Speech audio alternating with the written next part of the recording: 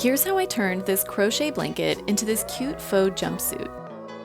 I knew I wanted those little crochet loops to be on the sides of each pant leg, so I folded the looped edge of the blanket about as wide as one leg, then used a pair of high-waisted jeans I already owned as a guide to cut the first pant leg. I cut around my jeans, adding a few inches for seam allowance. It ultimately ended up being way more seam allowance than I needed, but I wanted to leave room for any mistakes and alterations, which, spoiler, were definitely needed.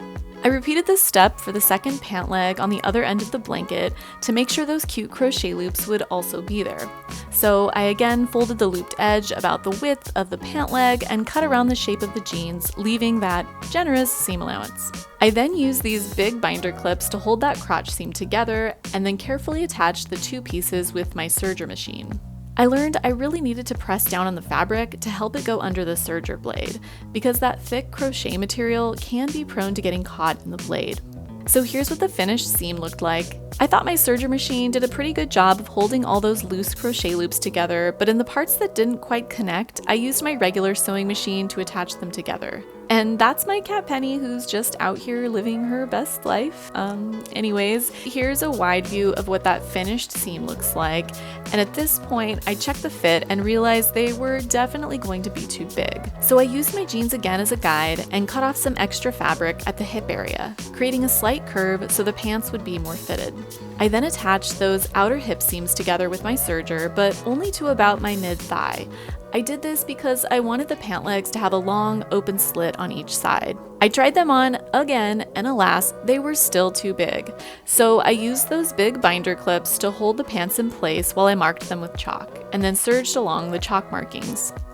At this point, I trusted that the pants finally fit me and then started making a lace-up side tie to keep them up around my waist. To do that, I first cut about 8 inches down on one side to roughly the widest part of my hip area, and then serged the edges of that cut to lock in the loose yarn.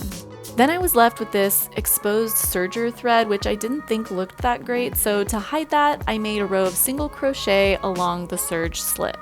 Here's what that started to look like, and here's the finished side slit. I then made a really long tie by crocheting a bunch of chain stitches, and then threaded it evenly through the open crochet holes in the blanket, kind of like shoelaces. I then tried the pants on again, and thank goodness they fit great. The ties laced up perfectly, but to add a little extra waist support, I made another long tie and looped it through the holes around the waist to act as a belt. And that's Copper. He was so proud of me that I got the pants to finally fit. Then the last thing I needed to do with the pants was lock in the raw edges of the cut crochet fabric where those side leg flaps were. I was curious if I could lock those loose loops in by crocheting, and I learned that yes, you can do that somewhat easily, especially if the cut is going horizontally along a row of crochet. So I cut the leg flaps carefully next to the closest next row of crochet and crocheted at the edge, catching each loose crochet loop as I went. I said crochet a lot there. For this particular blanket, I had to make 2 single crochets before catching each loop with a slip stitch. Those 2 single crochets created enough distance between each loop, otherwise the edge would have started to bunch up as I went. And here's how a row started to look, and here's the finished edge. Now, depending on which way the original blanket was made, on some parts I could just cut and pull the excess thread and be left with a nicely locked in row, because that's the direction the person, creature, or machine who made this, that was the direction they worked in. So with all the raw edges of the pants clean, it was time to make the top.